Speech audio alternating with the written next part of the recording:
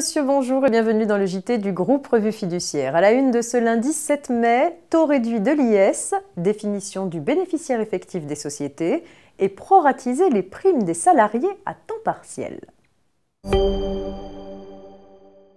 Les PME bénéficient de plein droit d'un taux réduit d'impôt sur les sociétés de 15% sur la fraction de leurs bénéfices n'excédant pas 38 120 €. Il faut pour cela qu'elles remplissent 3 conditions cumulatives. Leur capital est entièrement libéré, leur chiffre d'affaires est inférieur à 7 630 000 € et leur capital est détenu de manière continue pour au moins 75% directement ou indirectement par des personnes physiques. Elles doivent aussi joindre à leur déclaration de résultats un état de répartition de leur capital social et un état de détermination des bénéfices imposés au taux réduit. Cependant, l'administration fiscale ne peut pas remettre en cause l'application du taux réduit de 15% au motif que l'un ou l'autre de ces états n'a pas été produit. Elle doit uniquement s'assurer que les 3 conditions requises pour bénéficier du taux de 15% sont bien satisfaites. On poursuit avec la définition du bénéficiaire effectif des sociétés qui se précise.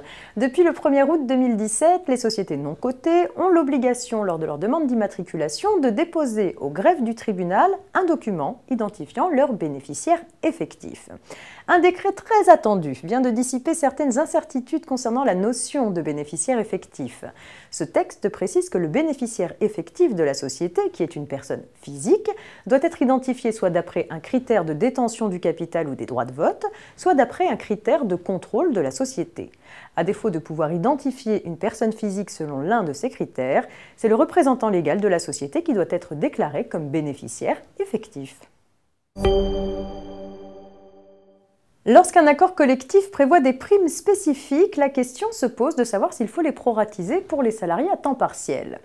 La Cour de cassation s'est prononcée sur ce point au sujet de 3 primes conventionnelles, une prime de durée d'expérience, une prime familiale pour les salariés chefs de famille et une prime de vacances. À cette occasion, elle a rappelé que le Code du travail prévoit pour les salariés à temps partiel les mêmes droits que ceux reconnus à leurs collègues à temps plein. Une réserve cependant pour les droits conventionnels, une convention ou un accord collectif pouvant prévoir des modalités spécifiques. Dans les 3 cas de primes qui lui étaient soumis, il n'existait pas de disposition conventionnelle spécifique pour les salariés à temps partiel. Par conséquent, la Cour de cassation a estimé que les 3 primes en question avaient un caractère forfaitaire pour tous les salariés et qu'il n'y avait pas lieu de les proratiser pour les temps partiels. C'est la fin de ce JT. Attention, on se retrouve non pas demain mardi 8 mai férié, mais mercredi pour la suite de l'actualité juridique. Excellente semaine à tous.